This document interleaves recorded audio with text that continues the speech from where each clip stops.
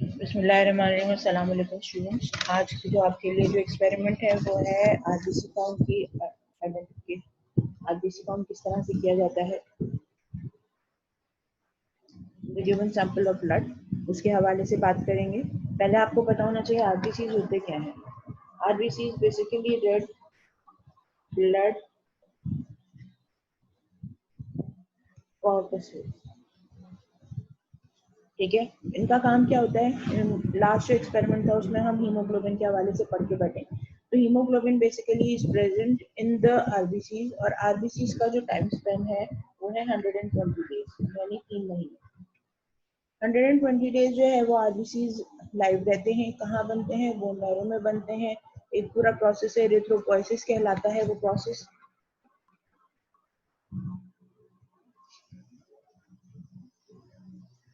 Formation of RBCs के process को आप क्या कहते हैं? एरिथ्रोपोइसिस, ठीक है जी। अब ये जो प्रोसेस है ये बोन मैरो के अंदर हो रहा है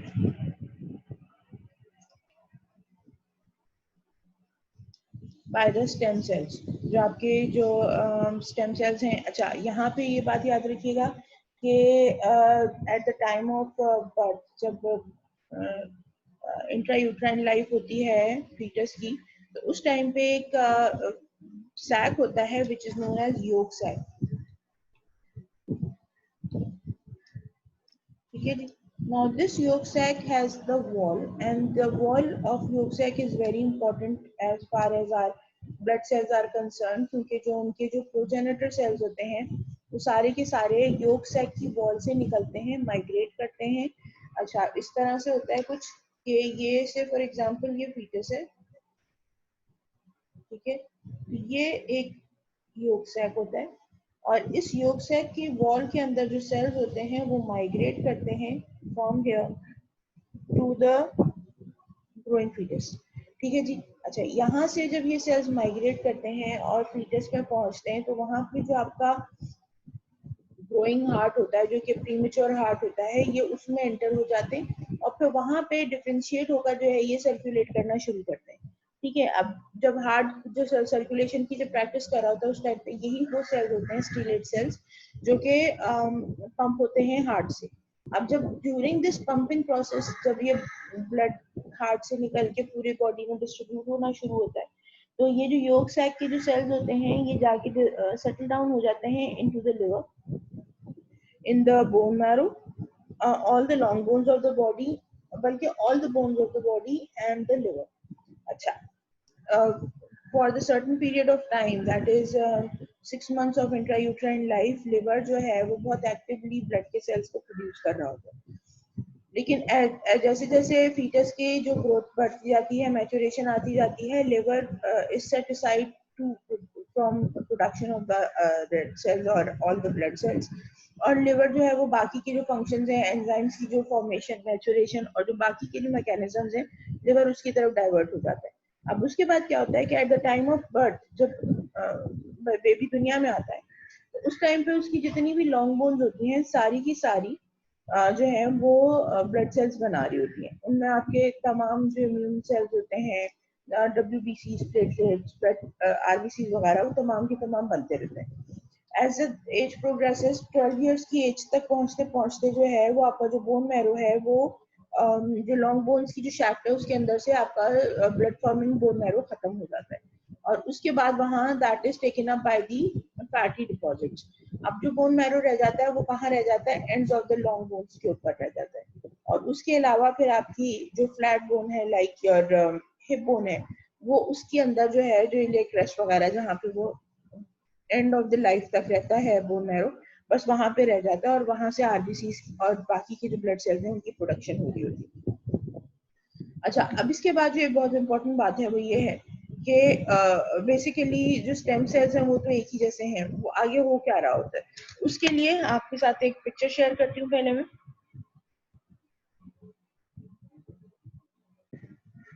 अच्छा जी, अब ये पिक्चर देखिएगा आप, this is pluripotent haemopoietic stem cells, ये बोन मैरो के अंदर मौजूद होते हैं। जब ये सेल्स डिवाइड करते हैं तो या तो ये अपने ही जैसे दूसरे सेल्स बनाते हैं, यानी प्लूरिपोटेंट हेमाटोपोएटिक स्टेम सेल्स बनाते हैं, और साथ में कॉलोनी स्टिमुलेटिंग फैक्टर्स या colony forming unit in the spleen वो बना देते हैं।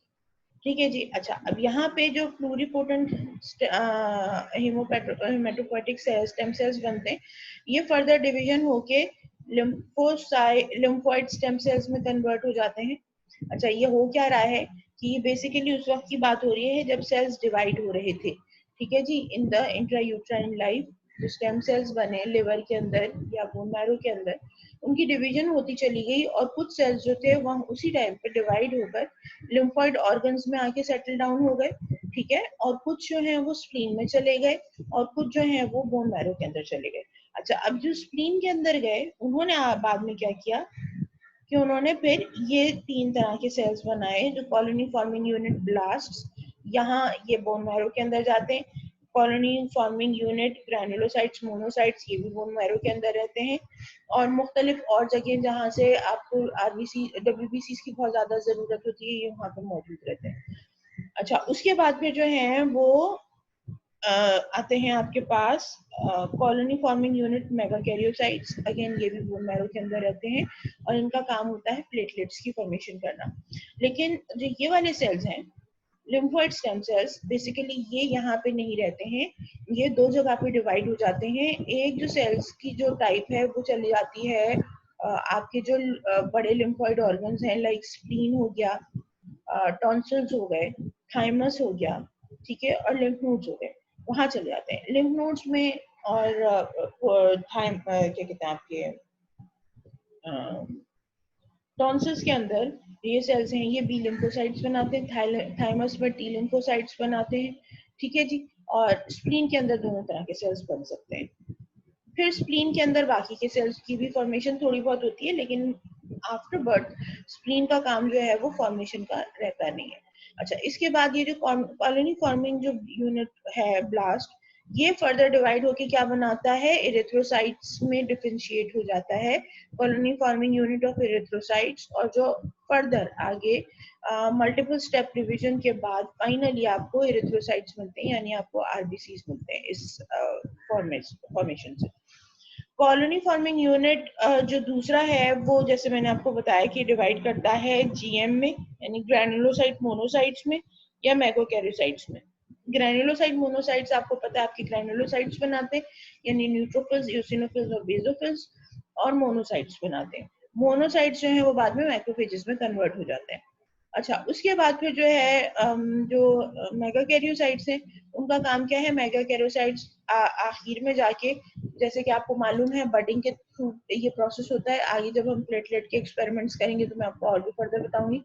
तो मेगाकैरियोसाइट्स आर ट्रांसफॉर्म्ड इनटू प्लेटलेट्स, और ये प्लेटलेट्स जो है वो सर्कुलेशन में आपको पता है कि बहुत इंपॉर्टेंट फंक्शन परफॉर्म करते हैं।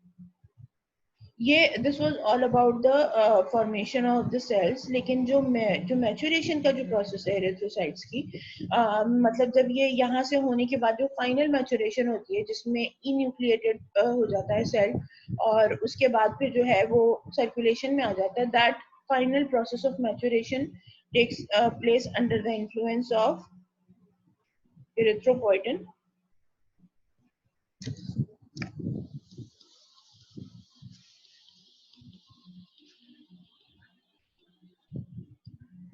Erythropoietin is a hormone which causes maturation of RBCs. ठीक है जी। ये मैच्योरेशन बहुत जरूरी है, अगर ये मैच्योरेशन नहीं होगी तो मैच्योर आरबीसी सर्कुलेशन में नहीं आएंगे, और मैच्योर आरबीसी के सर्कुलेशन में ना आने का नतीजा क्या होता है, क्या आपके जो एक टाइप है एनीमिया की, हीमोलिटिक एनीमिया, वो बहुत ज्यादा होने लगता है, क्योंकि आरबीसी जो होते हैं वो इमेच्योर होते हैं, न्यूक्लिएटेड होते हैं, वो जब सर्कुलेशन में आते हैं तो जो बहुत ही फाइन ब्लड वेसल्स होती हैं उनके अंदर फंस जाते हैं। तो उससे पहले कि वो फंसे और वहां पे किसी भी किस्म की डैमेज कॉज करें, स्प्लीन उनको जो है सर्कुलेशन से बाहर निकाल के डैमेज कर देता है और उसको खत्म कर देता है। ऑल टुगेदर क्या होता है, जो तेजी के साथ चूंकि ब्लड लॉस हो रहा होता है, ब्लड लॉस किस तरह से होता है कि आरबीसी का लॉस हो रहा होता है, तो that is known as haemolytic anaemia, यानी ब्लड की ब्रेकडाउन हो रही होती है। एरिथ्रोपोइटिन जो है वो रिलीज होता है किडनी से, आपको मालूम है, और यही एक रीजन है जो कि हम कोरिलेट कर सकते हैं कि अगर जब प्रोलॉन्ग किडनी डिजीज हो गई है या किडनी फेलियर होता है तो पेशेंट को एनीमिया हो जाता है।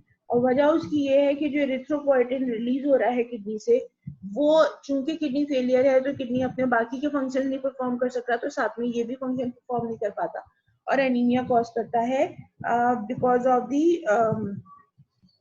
क्या कहते हैं lack of erythropoietin, because RBCs are not getting matured, और ना मेच्योर होने के नतीजे में फिर उनकी जो ब्रेकडाउन है वो तेजी के साथ होने लगती।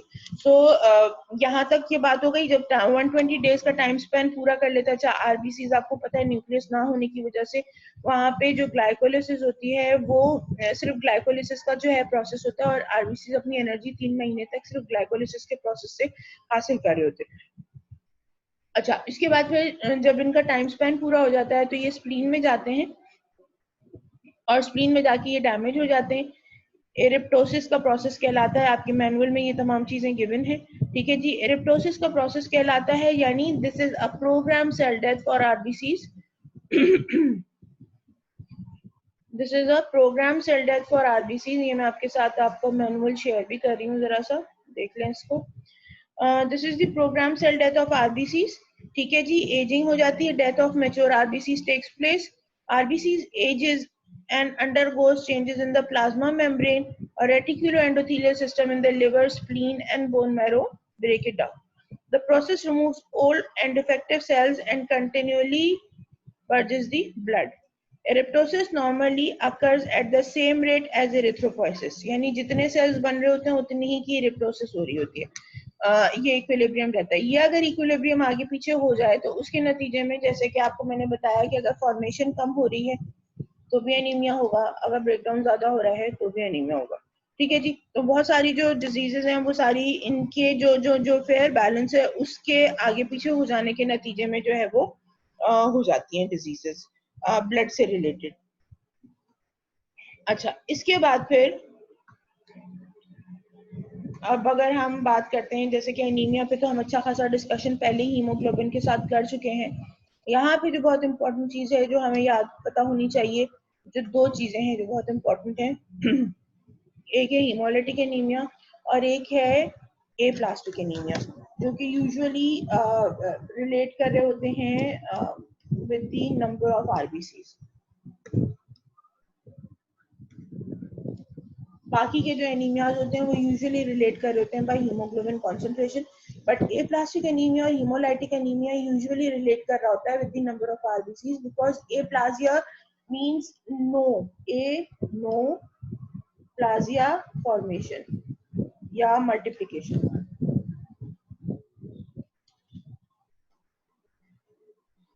ठीक है, नो मल्टीप्लिकेशन का मतलब ये है कि नो आरबीसीज आर फॉर्म। अब उसकी वजह क्या हो सकती है? Damage which has taken place in the bone marrow. कोई भी रीजन है जिसकी वजह से बोन मैरो जो है वो डिप्रेशन में चला गया। अब ये जो डिप्रेशन है यूजुअली वो कहाँ पे आपको सीन मिल रहा होता है? जब आप कीमोथेरेप्यूटिक एजेंट्स दे रहे होते हैं। बहुत सारी कीमोथेरेप्यूटिक एजेंट्स ऐसे हैं जो कि बोन मैरो की डिप्रेशन कराते हैं। अगर तो बोन मैरो की डिप्रेशन होती है तो ऑल टुगेदर सारे के सारे सेल्स जो बोन मैरो से प्रोड्यूस हो रहे होते हैं उनकी डिक्रीज होती है, और that ultimately leads to aplastic anaemia. अच्छा, उसके अलावा फिर एक और जो है वो कैंसर कीमोथेरेपी के जितने भी एजेंट्स हैं यूजुअली वो भी बोन मैरो डिप्रेशन करा रहे होते हैं, और पेशेंट को जो है यूजुअली ये रेफर किया जा रहा होता है कि वो इतना ज्यादा अपनी हेल्दी डाइट रखें कि उनके जो कीमोथेरेपी की वजह से जो उनके सेल्स डिक्रीज होंगे वो जो सेल्स हैं वो रिप्लेनिश जल्दी जल्दी हो सके। ठीक है जी। तो आइडियली ये होता है कि जितना भी ज्यादा फ्रूट और जितने भी आयरन कंटेनिंग कंपोनेंट्स है जितने ज्यादा खाए जाएंगे, जितना मल्टीविटामिन वगैरह पेशेंट ज्यादा लेगा, जितना अच्छा हेल्दी डाइट रखेगा अपना, उतनी जल्दी जो है उसकी जो जो ये प्लास्टिक कंडीशन है वो रिकवर हो सकेगी आफ्टर कीमोथेरेपी। ठीक है जी। तो एक ये भी एक रीजन होता है एप्लाजिया का। उसके अलावा फिर तीसरा रीजन है, जैसे मैंने आपको बताया, किडनी फेलियर। अगर तो किडनी फेलियर हो रहा है तो उसमें एप्लाजिया हो रहा होगा, एरिथ्रोपोइटिन नहीं प्रोड्यूस हो रहा होगा, और उसके नतीजे में फिर आरबीसीज नहीं बनेंगे। तो उसका जो इलाज है वो यही है कि आप एरिथ्रोपोइटिन के शॉट्स देने पड़ते हैं, और वो जो है अगर वो ना मिले तो फिर पेशेंट जो है वो यूजुअली उसका सर्वाइवल, ऑल टुगेदर किडनी की वजह से वैसी एबनॉर्मैलिटीज हो रही हैं तो वो सर्वाइवल थोड़ा सा प्रॉब्लम कर जाता है। हेमोलाइटिक एनीमिया का मतलब क्या है? Any condition that enables the RBCs to be killed before time. ठीक है, यानी अभी आए हैं और या मतलब आए हैं, कुछ दिन हुए, महीना सवा महीना हुआ है, और उसी के ऊपर जो है वो आरबीसीज में डिग्रेडेशन शुरू हो गई। जो मोस्ट कॉमन कंडीशंस होती हैं उनमें एक इन्फेक्शन है जो कि आपका पैरासाइटिक इन्फेक्शन है, malaria, that causes haemolysis very frequently, और उसके नतीजे में पेशेंट जो है उसको एनीमिया हो सकता है। इसके अलावा जो कंडीशन है जिसमें आपको एनीमिया मिल रहा होता है वो कोई भी सेप्टिक कंडीशन जो है वो उसमें भी आरबीसी का ब्रेकडाउन हो सकता है उसकी वजह से भी। फिर इसके अलावा ग्लूकोज 6 फॉस्फेट डिहाइड्रोजनेज एंजाइम की डेफिशिएंसी अगर बाय बर्थ है पेशेंट के अंदर, तो वो डेफिशिएंसी भी अल्टीमेटली लीड करती है टुवर्ड्स हीमोलिटिक एनीमिया। बिकॉज जब ग्लूकोज 6 फॉस्फेट डिहाइड्रोजनेज एंजाइम नहीं होगा तो आरबीसी अपना जो वाहिद मैकेनिज्म है एनर्जी प्रोडक्शन, एनर्जी यूटिलाइजेशन का, दैट इज द ग्लाइकोलिसिस, वो नहीं कर सकेगा। और जब ग्लाइकोलिसिस की वजह से उसको एनर्जी और एटीपी नहीं मिलेगा तो आरबीसी का जो सर्वाइवल है वो मुश्किल हो जाएगा। So basically this was all about the basic theory. अब आपको मैं एक वीडियो दिखाती हूँ इस एक्सपेरिमेंट की कि हम इसको करते किस तरह से एक्सपेरिमेंट को।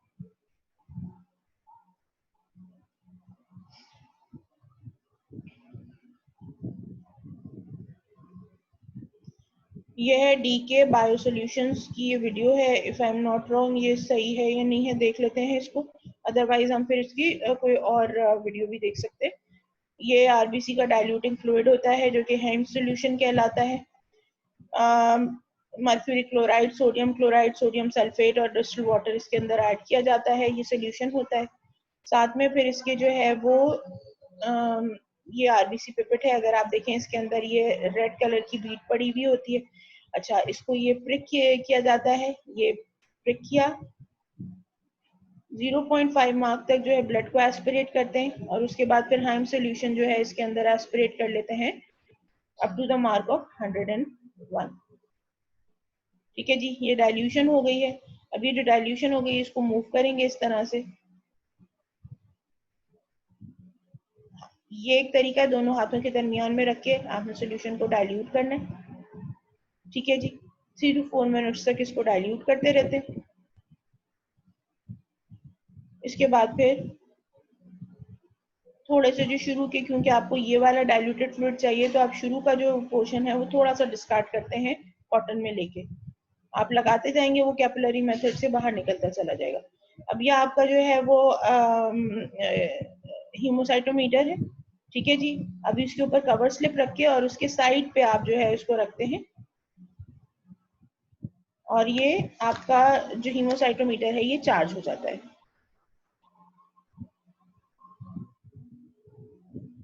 ठीक है, ये चार्जिंग हो गई, दोनों साइड पे चार्जिंग कर दी इन्होंने।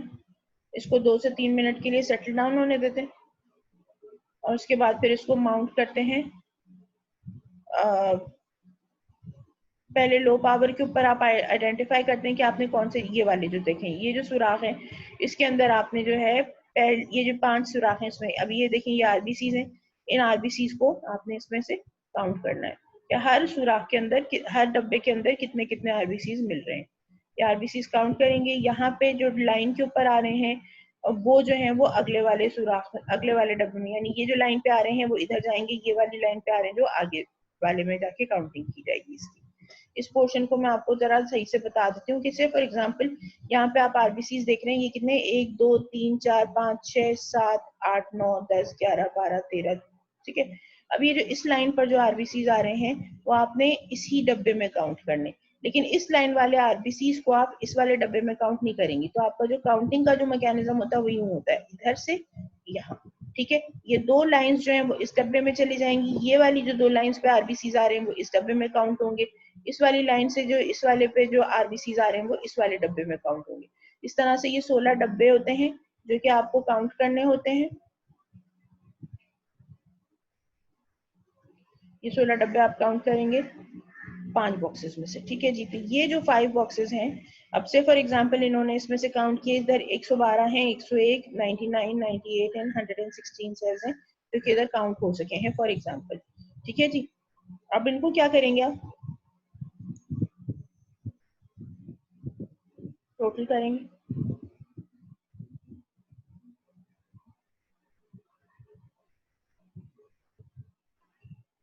और फिर इसको जो आपका जो फॉर्मूला है उसके हिसाब से कैलकुलेट करते हैं। और फॉर्मूला किस तरह से है वो मैं आपको बताती हूँ।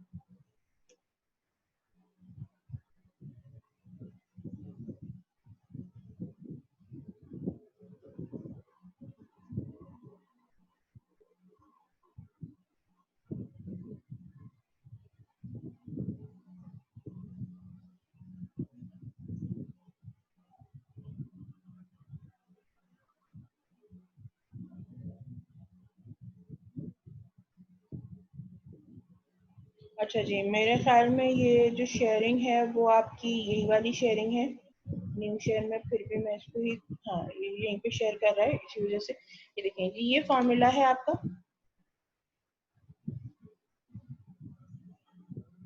इसको अगर हम थोड़ा सा बड़ा कर लें तो आप ये ज्यादा बेहतर तरीके से देख सकेंगे।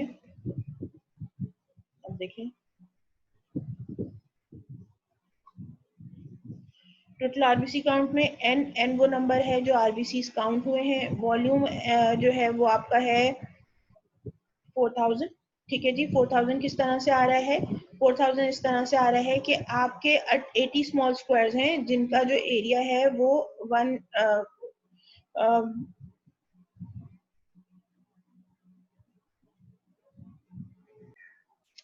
वॉल्यूम जो है वो किस तरह से कैलकुलेट हुआ है कि जो जो स्मॉलेस्ट स्क्वायर है उसका एरिया 101/400 स्क्वायर मिलीमीटर है। ठीक है जी, तो एरिया ऑफ 80 स्मॉल स्क्वायर्स किस तरह से हो जाएगा? 80/400 हो जाएगा।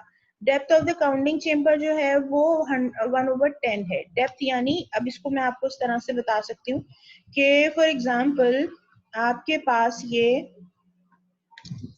एक स्मॉल स्क्वायर है, ये एक जो स्मॉल स्क्वायर है ये इस तरह से है, ये इसकी डेप्थ है। ठीक है जी, तो जो डेप्थ है वो 1/, ये जो डेप्थ है ये है 1/10।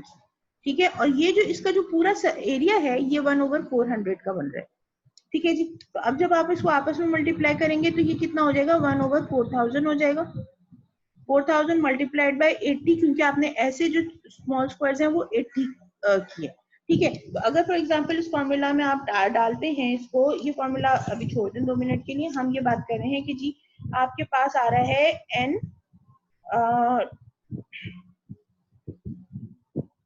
वॉल्यूम कितना है? 4000। ठीक है जी, तो ये 4000 आपने यहाँ पे डाला, डाइल्यूशन आपकी 200 टाइम्स की है, 200 टाइम्स लगा के, और आपने ये जो 80 है ये वो यहाँ पे लिख दिया। तो ये जो आपका जो फॉर्मूला था 80/4000 का वो उल्टा हो जाएगा, और उल्टा होके ये यहाँ पे इस तरह से आप इसको मेंशन कर रहे हैं। तो ये 4000 आपका जो अब ये जो चीज कैलकुलेट हुई है, इसको अगर 200 और 4000 को आप कैलकुलेट करते हैं तो ये 80,000 बनता है। 80,000/80, और ये n मल्टीप्लाई कर देंगे तो ये हो जाता है n multiplied by 10,000। Simplified form है। आपको ये सिर्फ और सिर्फ, अगर फॉर एग्जांपल ये 10,000 कैलकुलेटेड है, आपने जो नंबर ऑफ सेल्स हैं अगर ये आपने कैलकुलेट करके इसके अंदर ऐड कर दिया है, जो देख के माइक्रोस्कोप से देख के, तो वो आपका जो है वो जो टोटल आरबीसी काउंट है वो निकल के आ जाता है। ठीक है, वो क्या कहलाता है? जो भी सेल्स होते हैं, मतलब जितने भी सेल्स आपका कैलकुलेट होकर आया है, कहाँ चला गया,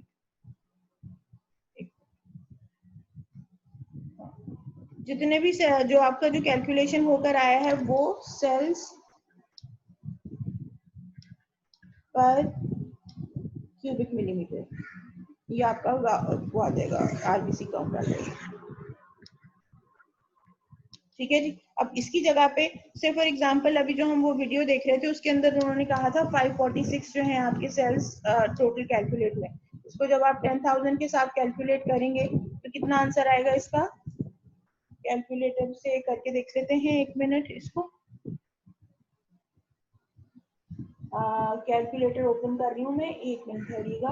अच्छा, कैलकुलेटर में हम इसको करते हैं 546 मल्टीप्लाइड बाय 10,000, ये आ रहा है 5460। ठीक है जी, तो ये आपके पास क्या आ रहा है?